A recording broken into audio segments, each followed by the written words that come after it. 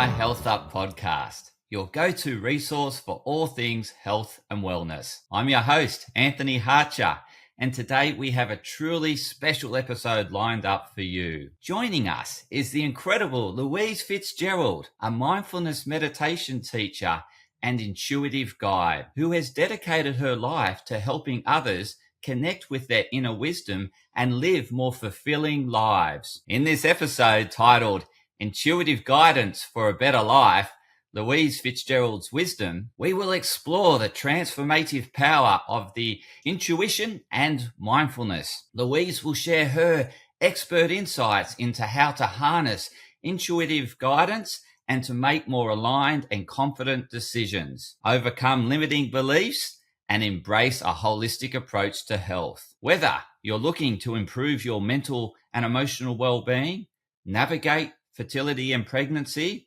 or simplify and find more balance in your life, this episode is packed with valuable advice and practical tips. So sit back and relax. Get ready to be inspired by Louise Fitzgerald's wisdom. Let's dive into the conversation. Welcome on the me&my Health Up podcast. How are you, Louise? I'm great. Thank you for having me here today. It's a delight to have you on, and particularly I'm excited about this subject today. I haven't had any expert on intuitive wisdom, and Yes. I'm really keen for you to enlighten the listeners on this intuitive guidance approach to, I guess, making life decisions and just leading. It's a bit of that self-leadership as well, isn't it? Yeah, definitely. And I think without diving into the details, but that self-leadership is a very interesting word that you've used because it is really about coming back to that trust within yourself. And I think particularly these days, we were just talking about it before we jumped on, but it's so busy and it's such a, modern technological world, and we can get so caught up and so pulled away from ourselves that very much it's about coming back to our intuition and to our trust within ourselves. Yeah, fantastic. Just thinking, I'd love you to share your background as to how you've arrived at what you're doing today, just so the listeners can get an understanding of how you've come across leading other people in this space. Yeah, I mean, I'll tell the story as quick as I can, but essentially, since I was little, I sort of knew I could kind of pick up on things that other people couldn't, even had sort of some weird incidences of seeing my brother in a car crash one night, and then he was 2 weeks later. And so there was always something going on, a little bit kind of like, oh, I don't understand what this is, but sort of went on with life. And I think in my 30s, I realized I was picking up on information about things and realized it could help people. And so I sort of never thought I would do it for work, but here we are, where it was kind of this thing where I realized that someone would be talking about a situation or a problem that they had, and I could kind of trace back the origin to what that was. So if someone was saying, I don't know why I'm not getting a promotion at work, it's just not happening, right? So that's what they can see. And I could trace it back to, okay, they're struggling to speak up. Why? And then I could trace it back a little bit further and see that something that happened to them in high school, maybe it was doing a speech in front of the class and they made a mistake and people laughed at them. Like that can be the root cause. So it's really helpful to kind of understand how our present is being affected by our past. So in many ways, what I unintentionally end up doing is a lot of kind of trauma-based work. Trauma, I think, is thrown around a lot these days, and people tend to think it needs to be this big, difficult thing that happened, like a big car crash or something like that. But it doesn't. It can be simply that a teacher said something to you in school, or, maybe you missed a school bus one day and had this terrible day, and it can really affect us right now and our future. Incredible. Have you do you know what it is about you? Like, I remember watching the movie Sixth Sense. And so, I guess that's what we're talking about here. And you've really tapped into it from an early childhood. Yes, but also it's funny because I think a lot of movies like that made me think it was more obvious than it was. So I didn't realize necessarily that it was happening to me, because the movies make anyone with abilities like that, or the show Medium with Patricia Arquette or anything like that, they make it seem a lot more obvious. So when it doesn't look like a movie and you're just sort of getting information about people, you're just like, oh, I'm good at guessing, Yeah. So I think it was through getting feedback from people about, hey, how do you know that? And then I was getting the confirmation that what I was saying was accurate. And so I started to kind of dig into it a little bit more. But I believe everyone has these intuitive knowings. So I sort of say it's like, Michael Jordan's sort of probably was pretty good at basketball and then he practiced it. And so some people are good at cooking and then they practice it and they can become a really good cook. So it's kind of the same. But I do believe that you don't need someone like me. You can tune into this. And that's sort of more what I help people with now, is not telling them what's going to happen to them or things of a predictive nature, because I think it's quite disempowering. I'm very much sort of helping them heal that past to help them understand their present to get them to that future. Okay, I think that's a great segue into what I'm really keen to explore. Is what I really want for the listeners is how can we empower them and to tap into this sixth sense. So how can they go about doing that? That's 100% what I'm really keen about. And I'm very much sort of against that kind of predictive, people like me with abilities like me taking that power away from people, I think. So what people can do to tune more into that intuitive knowing, which we all have, is taking these moments to get away from the go, go, go nature of the world, which I believe is, what you help people with and all of your guests help people with, is like, how can we take those moments of self-care or take those moments of pause? One simple example, in the morning, a lot of us wake up and pick up our phone. And that simple action is tuning into the world before we're tuning into ourselves. So the first thing we do in the morning is we tune into the world before we tune into ourselves. And so that in and of itself, if we can just switch that right and wake up and say,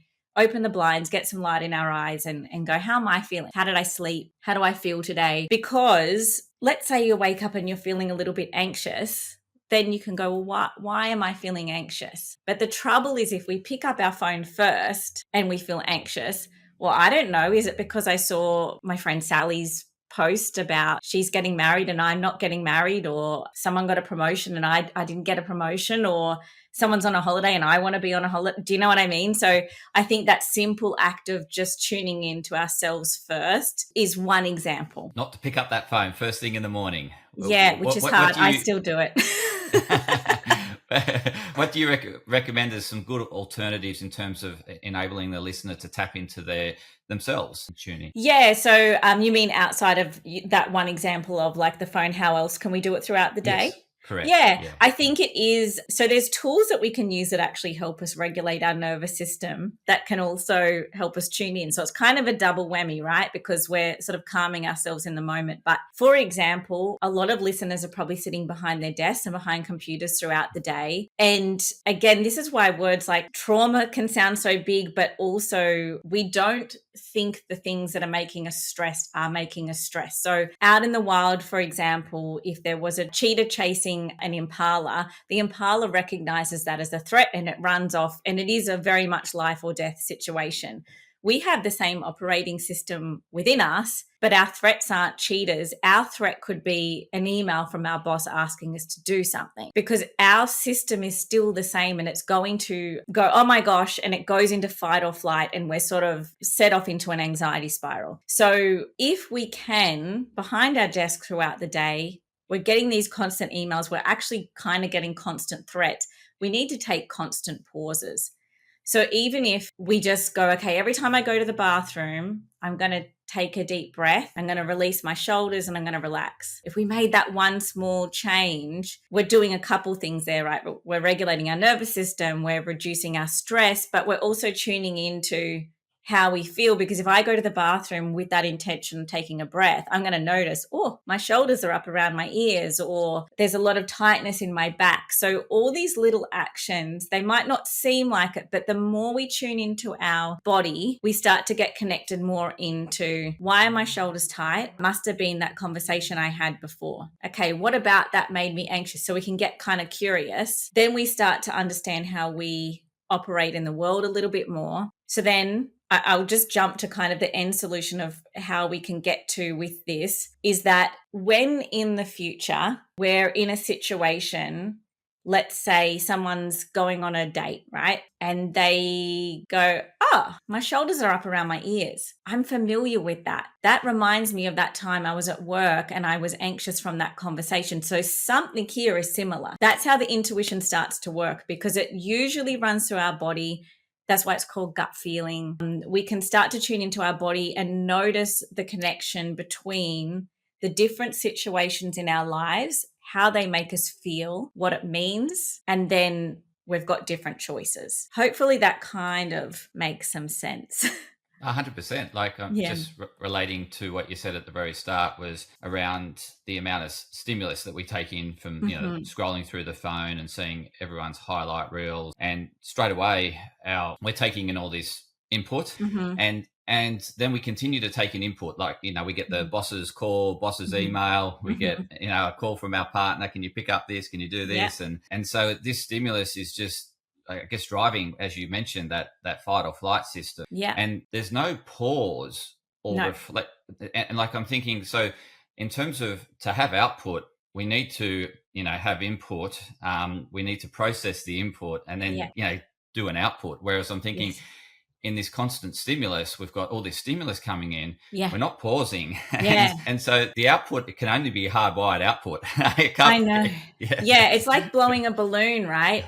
And it's just getting bigger and bigger and bigger and bigger and bigger. And if we're not letting any of that air out, eventually it pops. And this is where we do see like chronic illness and things like that can kind of come up from that overstimulated nervous system. Because even as you're saying, like the output, if we go back to the example of the cheetah chasing the impala, let's say it gets away, will shake its body. And it's also not thinking about, oh God, remember when that cheetah chased me last week? Or like, oh, I wonder if a cheetah's going to chase me tomorrow. They don't have that. We do too. So it makes it kind of worse, right? Because not only are we not having the shaking of our body or the exhale or the crying or from the constant input of threats throughout the day, we've also got, unfortunately, the brain that can future project and past reflect. So that's why overnight we're thinking about the boss's email or this is happening, or so we're quite stuck in a predicament. We're more advanced, but we're more stressed. Have you got any ways, because you mentioned the best way to start the day is not to look at the phone. What are some good alternatives to not looking at the phone to really start that day so that you've got a good understanding and you're connected inward, you connect inward first before outward. And look, I'm the first to say it's not easy. I still have days where I do pick it up, but I think if we think of habit stacking, which I'm not sure if that's been covered on the podcast, but just to quickly cover it, habit stacking is where we've got like an existing thing that we do and then we add something onto it. So when I have a morning coffee, I'm going to also pack the kids' lunch, right? That could just be an example of habit stacking. We could say when I have my morning coffee, I'm going to say a positive affirmation. So that's how we can add something on positive. But if you think about this example of the phone, we're negatively habit stacking because we're waking up and when I wake up, I pick up my phone. So we just kind of need to swap it out for like a positive habit stacking. So one that's really great is to wake up and open the blinds, because then we're getting light in our eyes, which really helps with circadian rhythm.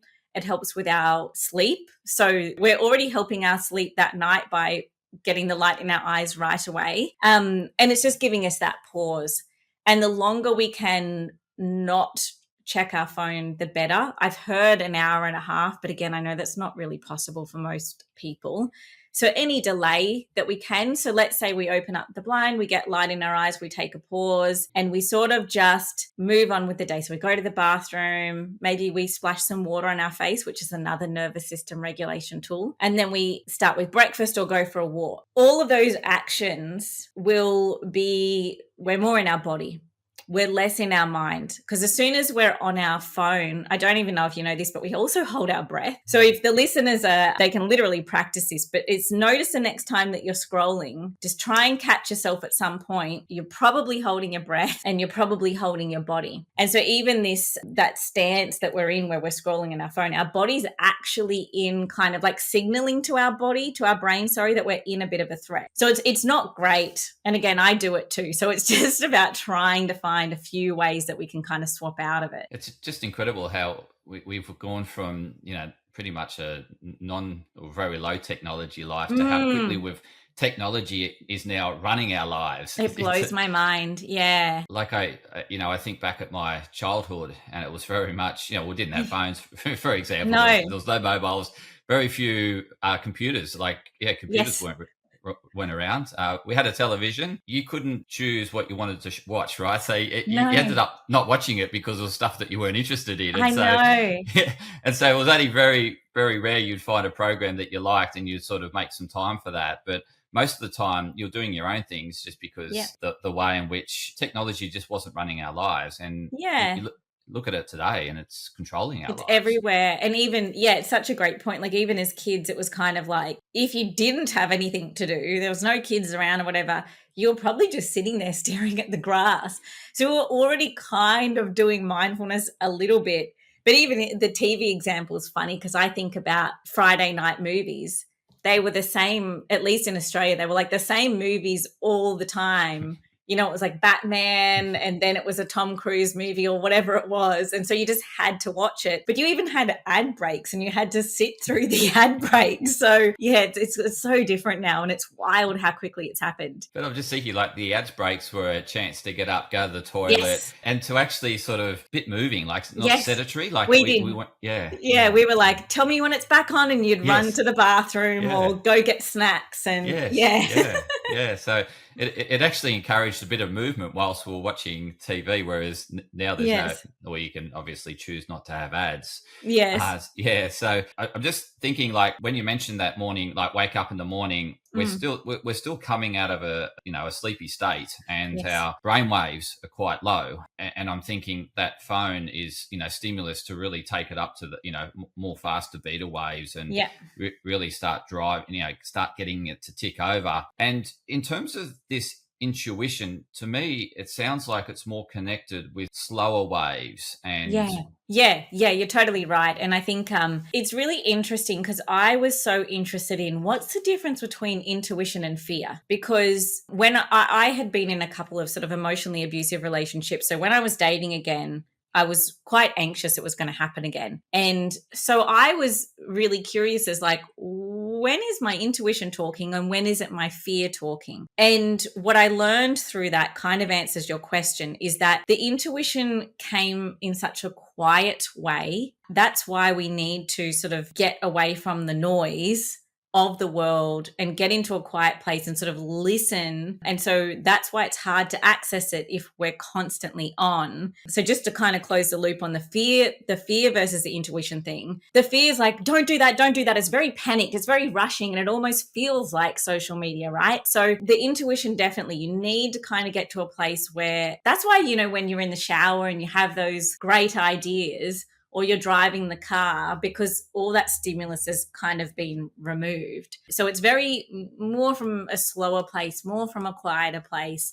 It's not pushy. It's not going to be kind of telling you, oh, you got to do this. It feels very much like, I think a lot of people can relate to getting those bright ideas in the shower. It feels more like that. Oh, where did that come from? yeah, and I'm just thinking, I'm relating it to what I now do in the morning and how much it's helping me. So I wake up and I just go down, like I walk down to the beach. I'm Mhm. fortunate that I'm only 10 minutes from, or 10-15 minutes from the water. And so I do that walk down to the beach, and all I can hear is bird sounds. And so Mm. again, those nature sounds, everything's sort of, more slow and less busy. You're not hearing all these, horns and, cars Yes. revving their engines and racing past me. It's Yes. all the birds are just chirping and talking away, and I walk down with my daughter.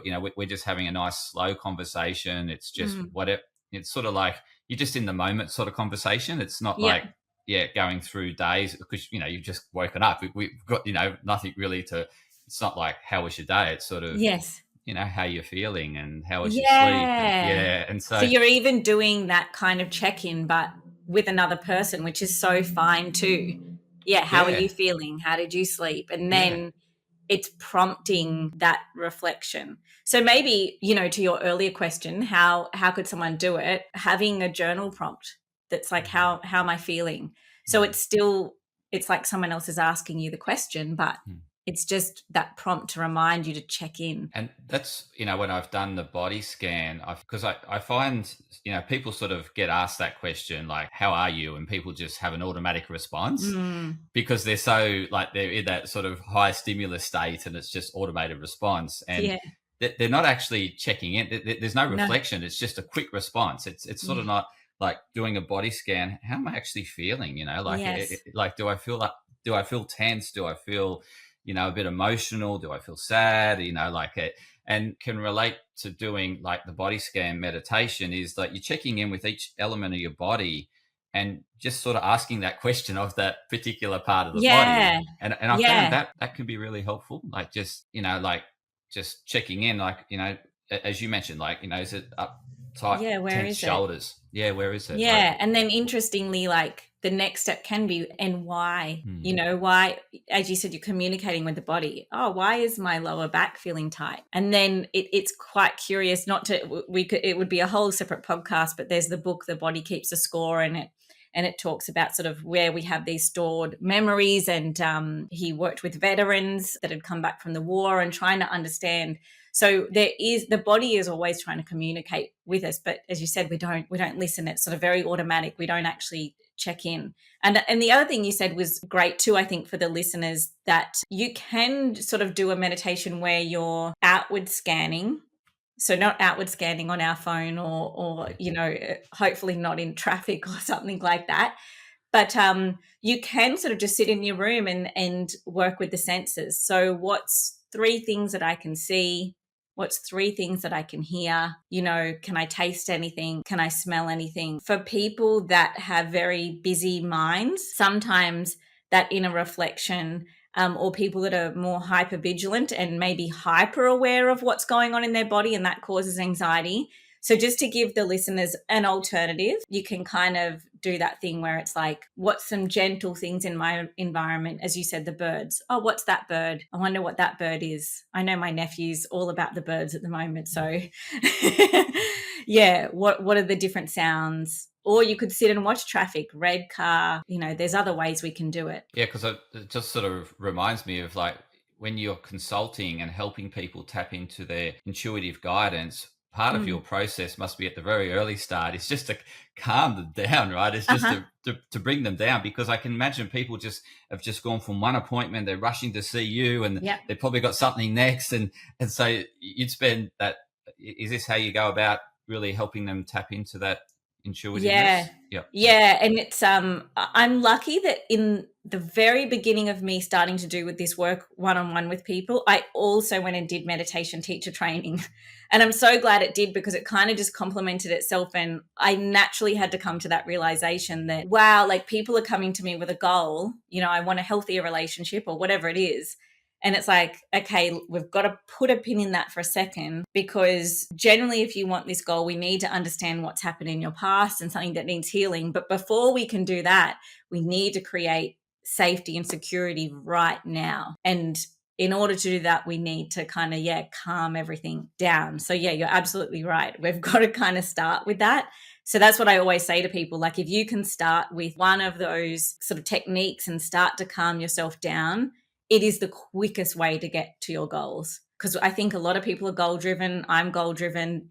There's no problem with it. But really, we can't just kind of keep going at stuff without doing that inner work. I don't believe. Eventually, it just sort of falls into a heap, Yeah, 100%. Like I'm sort of picturing that Maslow hierarchy of needs, and it's like Yeah. you get them to the foundation's got to be there before we can transcend up the pyramid. Yeah. Like so you got to make the client feel very safe and secure in that space, so Yes. that they can really start to tap into how they're feeling. And so when someone they've calmed themselves down and they sort of notice that we'll pick the shoulders, that they're sort of a bit tense in the shoulders, and you said, you got to ask, why am I feeling tense in the shoulders? And so what's that process of questioning? Is it just asking why and why and why? Yeah. It's really funny, because I guess it sounds like, well, how would that even work, But it is really interesting that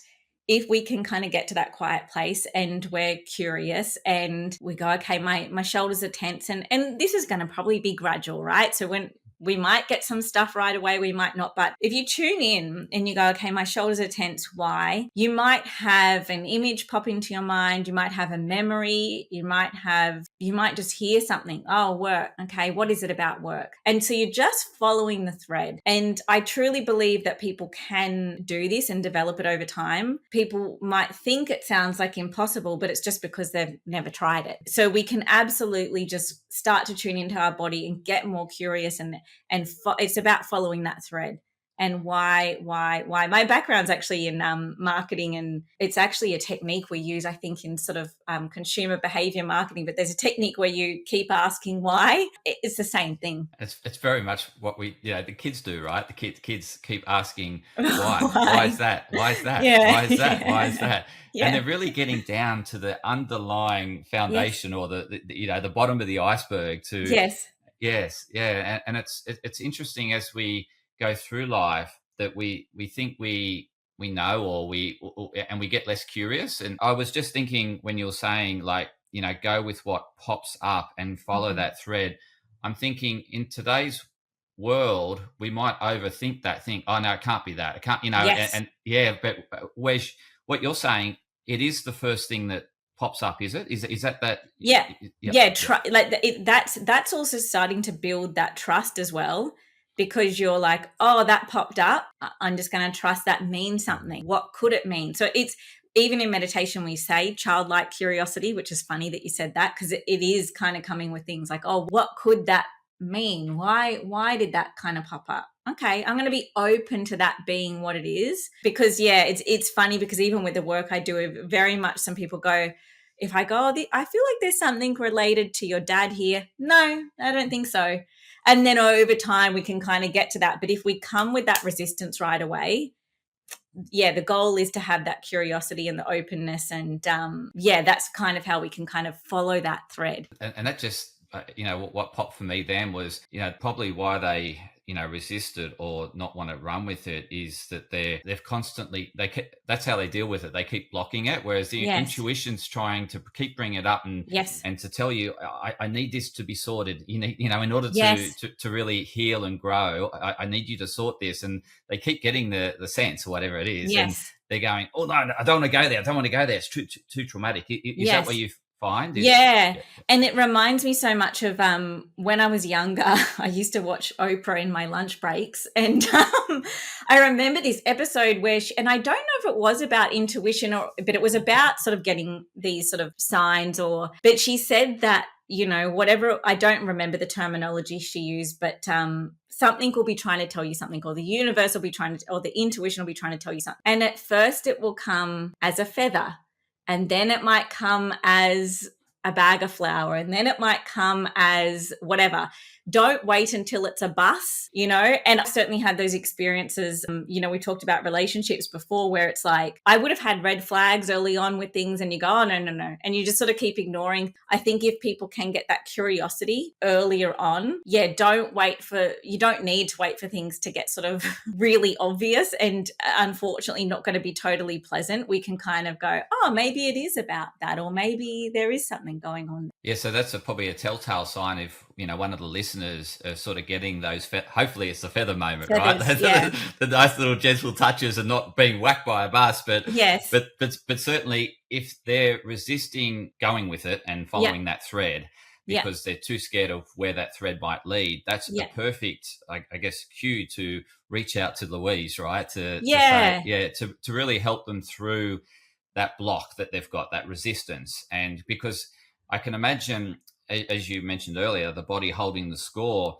it's just staying there and it's blocked. And and you've picked up on two things there, right? So one of them being, if it does feel a little bit scary, we never want to push something so much, particularly if it's like a trauma. And remembering from the beginning, traumas don't have to be big and obvious. It can feel too scary to touch that thing. So that's why we want to build the safety and capacity that I talked about. That's why we want to build that first. But it's also like, we might need someone to help guide us through it. And that's where I would come in. But I think that people can often sit with something or ignore something because it feels too difficult. But trust me when I say that it is way more difficult to live with this thing for the rest of your life, because it is affecting us whether we're aware of it or not. So, I said that example from the beginning of like, it can be the reason you're not getting a promotion and getting the money you want at work. It absolutely can be affecting you. Something that happened to you way back then that you don't want to deal with can absolutely be affecting you now. So as scary as it can seem to go, I don't want to look at that, your life is going to feel easier and happier and healthier when you do. Yeah, because you brought up that earlier example about your personal situation where you had those not so great relationships, but that could have really stopped you moving forward. Absolutely. Yeah, absolutely. Because I think after the last one, I was like, I'd rather be alone for the rest of my life. And that's not good either. Do you know what I mean? So, and I could have gone on some dates and gone, oh my gosh, this is freaking me out. I don't want to deal with why was I attracted to this kind of person. And when I unpeeled all of that and healed the past and understood it, I could have a completely different future. And cut to I am now. I'm married, and there's a cat behind me, I think you can see, and everything completely changed. So yeah, you're right. I could have continued to date the same kind of person because I didn't want to deal with something, or I could have been alone forever, or so that is a perfect example of how dealing with this stuff seems scary, but the end result's way better. The thing that popped into my mind when you mentioned that is what we resist persists, and I'm thinking you'll keep running into that guy that you you do though, and that's a really, really good thing too. If the listeners are sort of things are coming up, what are the repeating patterns? Why does this keep happening? Because that's what I was asking. Why do I keep attracting this kind of person? Or why do I keep getting overlooked for promotions? Like, if we see these repeating patterns, that's often a sign that we need to dig a little bit deeper. I'm just intrigued how you apply the process to, because emotional abuse in relationships is, makes you feel really insecure, extremely insecure. And as you said, I just didn't want to date again. I just wanted to be by myself, and I felt a lot safer with myself. So would you mind sharing as to how you work through that? Because it's not as if it's not uncommon. And sadly, you're right. Sadly, it's not uncommon. I sort of came to realize it's great now. People are talking about it a lot more, and there's a lot more awareness about it. My personal experience through it, I would say that there was 3 people I could point to that fit the bill. 3's not great, that I obviously had to repeat it that many times. And unfortunately, I think it was sort of got to a situation where it was so bad that it was like, you've got to listen this time. So that got me to the point where I was like, maybe swinging the other way. I'm not going to do this again. But that's where I got curious, and I was like, okay, why do I keep going to this person? And I had to do some inner work and understand some things from my own past and what it was within me that felt like I was pulling in that kind of person. And this is absolutely not to victim blame. I need to be totally clear about that, because there are absolutely people out there that will just pick someone that they can manipulate or do whatever they want to. But there was parts about me that I was I could have exited it, or in the future, I did go on a date and I did see a red flag and I went into a panic going, oh my God, it's happening again. But then I went, hang on, no, it's not. You're aware that it's happening. So I think that there was a level of me not being conscious. So that's where we want to bring these things from the past to our conscious awareness, because once we're conscious of them, we can choose a different path. And not to say it's easy, and getting through this is quite a complex answer, but it was basically like bringing it to the conscious awareness so I could choose differently. So when I was on a date and I was seeing that same kind of person popping up, I could choose not to see them again, which sounds so simple maybe for people listening, but I did go into a panic going, oh my God, it's happening again. And it was like, oh, hang on, no, it's not. You've only been on one date. So even if someone dated someone again and it was like 3 months, that would be better than maybe a year or 3 years. So it's making those gradual changes in our lives so that we're gravitating towards those situations less often, doing the inner work. So in this case, it was like building up a sense of self-worth again and all of those kinds of things, which I also did through going into like hobbies and activities and building up community and all of those kinds of things, and talking to people in my life about it so they were aware that it had happened, so that I also had someone to chat to and say, hey, do you think this is a normal thing for someone to say? Because my radar was a little bit off. So yeah, it's a pretty complex answer, but I think that there's more help out there now than maybe there was when I went through it, more awareness of the other ways that it can happen. It's not just physical. That's the shortest answer I can give, I think. That's like that. It's very helpful, because the thing that's come up for me is this whole thing of when people say, I can't meditate, I can't sit with my thoughts, I go crazy, and I'm thinking it's because they don't want to deal with something, right? Because when you start to slow down, that thing that keeps not, starts as a feather and eventually hits you as a bus, as Oprah Winfrey described. But that is what they're essentially trying to avoid, is they keep busy and stay busy in order to shut out that intuition, that intuitive guidance that's telling them something. And so they maintain this hyper busyness and keep like they running from something. Yeah, and that's really, and you made me think of something there, but that can be definitely like avoidance, what we sort of label avoidance behavior. There's a really interesting thing if we go back to that sort of fight or flight scenario, whereby if we have something that we're scared of and we avoid it, our anxiety increases and our confidence decreases. When we have something that we face a fear, our anxiety decreases and our confidence increases. So let's use an example from my life. I was scared I was going to end up in the same kind of situation. And so I could have not gone on dates because I'm like, I don't know what's going to happen. But I went on dates and some of them were fine. But then when I had to face the fear of like, oh my gosh, I think this person I'm on a date with is the same kind of character, I was facing the fear and I was able to come out of the anxiety cycle about it because I had faced it. My confidence increased and my anxiety decreased.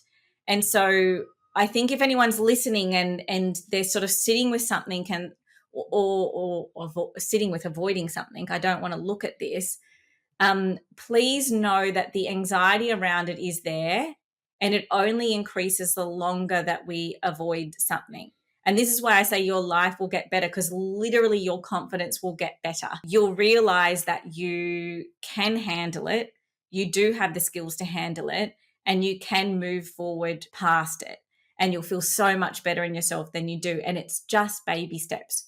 We don't, there's even exposure therapy, right? Which is well known for phobias. So I'll use phobias because people will understand it. But if you were scared of spiders, maybe, then you would watch your level out of 10 for seeing a spider in front of you, right? Then we can rate some other scenarios where we can build up to that. So let's say it's seeing a spider on a computer screen is a 2. So then every day we can just look at pictures and we're slowly building up to seeing one in real life, right? We can apply this to the difficulties or the fears we have in life. So let's say in life, I have a fear of going on dates. You could start by, well, let's rate out of 10 some activities that could get you to that point. Let's say signing up for a dating app, just signing up is a 2. So let's just sign up. Okay. So then you can just sit with that for a little while. So when people think about facing their fears, they think about diving into the back of the ocean. We're just trying to slowly walk from the sand to the shore to get into our ankles and so on and so forth. So yeah, that's also exposure therapy in a nutshell. But it's really insightful, because I'm just relating it to the cold bars, or when people do a cold plunge, is like some people will slowly step into it, and feel it and think, it's cold, but I'm doing all right. And then they'll do another small step and thinking, okay, that wasn't too bad. And they really just allow themselves to slowly go into that uncomfortableness. But then you get others that go straight in, and then they get this huge hit, and they just can't handle it, and they're running out again. It's as you said, that more gradual approach, and just acknowledging as you're taking that gradual approach is, I'm okay, I'm safe. I'm not going to die. Yes. Whereas I think when you do that big plunge, you just get overwhelmed. Yes. Well, that's literally like trauma therapy in a nutshell. Is we don't want to actually dive straight into the tricky thing. We gradually want to approach it and keep coming back. It's like pendulation of coming, looking at it a little bit, coming back to safety, going in a little bit further, coming back to safety. So that's why if we can build that safety within, it gives us that soft place to land to be able to go and heal these things. Yeah, I really like that approach, because it's that, as you said, if you're stepping forward into that uncomfortableness, but then be able to realize that I'm okay. I'm my life's not under threat, and therefore I'm willing to take another step. And as you said, each step you take, you build confidence. You get more reassurance, and your self-esteem builds up. And when you were mentioning that, like, if we're avoiding something that's we're anxious about, we're actually still running from it. We're still stuck in that flight. Like, if we talk about fight or flight, we're in constant flight. We're running from something that happened to us in whenever. And even just to give people another example, because I think I really want to drive home that these traumas, these difficulties don't have to be really obvious. When I was in school, I'm pretty short. You can't tell here, but I'm 5'1", right? Well, because you've met me in real life. But so I wasn't picked on sporting teams. And when I was on sporting teams, I was benched a lot and I wasn't given much time. And this happened no matter what sport I played. And so I really had sort of childhood beliefs formed around me and exercise and not being strong. I'm really tiny, I'm really weak. And so that was really driven into me from childhood. So this is just to give people an example how, yes, that can directly relate to me and sport as an adult. So what I believe about sport as a direct line, but it also forms some beliefs around you are weak, you are small, you are not strong. So just to give people an idea of, like, it doesn't have to be these big things, but what's something that happened to us when we're forming our brain? What are we learning about ourselves from the outside world? And so these are the things that we can start to unpack and see how would me believing that I'm weak or small or not strong, how would that apply in my career? How would that apply in my relationship? So we can really start to unpack it, and challenge it. Because, as you mentioned, if we don't deal with it, it sort of compounds and it affects our life going forward. And just going back to that earlier example about I think it was the leopard and the impala, and you mentioned, like, the impala escapes and it acknowledges that they've got free and they're safe, and what they do is do that body shaking, so the body doesn't hold the score. Correct. It's flushing all the stress out of the body, and it allows that impala to then go and graze. Whereas you can imagine, like, after a life-threatening situation and trying to eat, but they've got that third space where they shake the body off and switch on the parasympathetic nervous system to keep eating, to keep surviving. And I'm finding we just allow that threat to continue and keep to running, compound and therefore we just keep running, and it affects our digestive health, it affects our immune system, and as you mentioned, our can result in chronic diseases. So it definitely does. And I always think of ducks, because I always saw ducks. If people have seen ducks, they're always fighting. I don't know why, but on ponds they're always fighting, but they always go and shake after it. So if you're sort of seeing ducks out in the wild, you'll see that they do it. And I think the difference is with us that we have these inbuilt things to calm our nervous system, but a lot of them we just sort of, like, we're not going to start shaking in the office, but we probably should.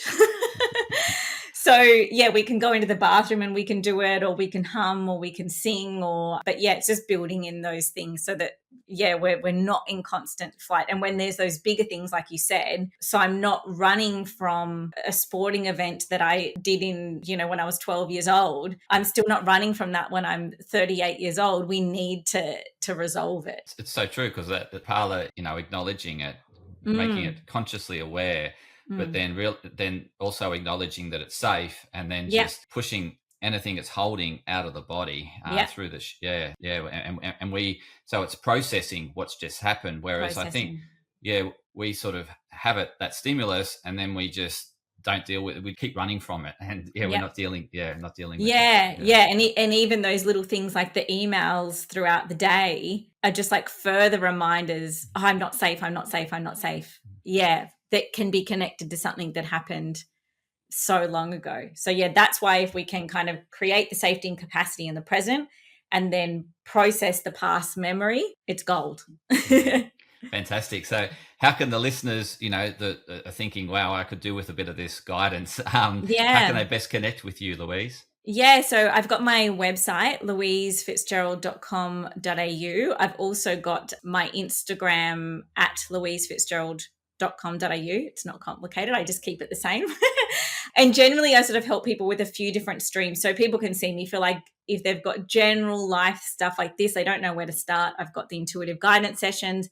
And then I work with people in relationships. So if you're single or you're in a relationship and you want to kind of work through this stuff to create healthy relationships. And I also do work with fertility and pregnancy clients as well.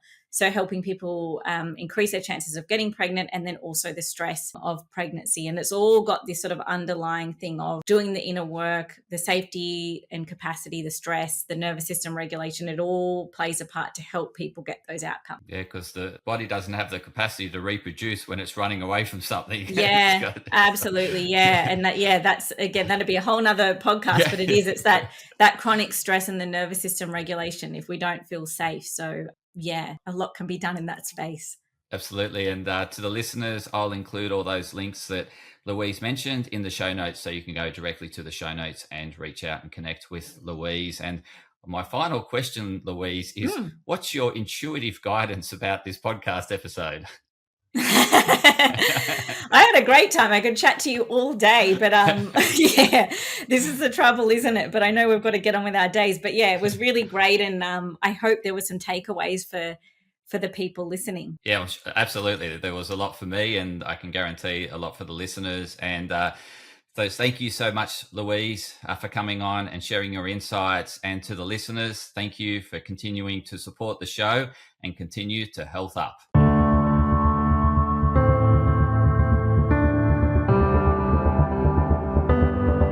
Podcast disclaimer. This podcast and any information, advice, opinions, or statements within it do not constitute medical, healthcare, or professional advice and are provided for general information purposes only. All care is taken in the preparation of the information in this podcast. Connected Wellness Proprietary Limited, operating under the brand me&my Health Up, does not make any representations or give any warranties about its accuracy, reliability, completeness, or suitability for any particular purpose. This podcast and any information, advice, opinions, or statements within it are not to be used as a substitute for professional, medical, psychological, psychiatric, or any other mental health care or healthcare in general.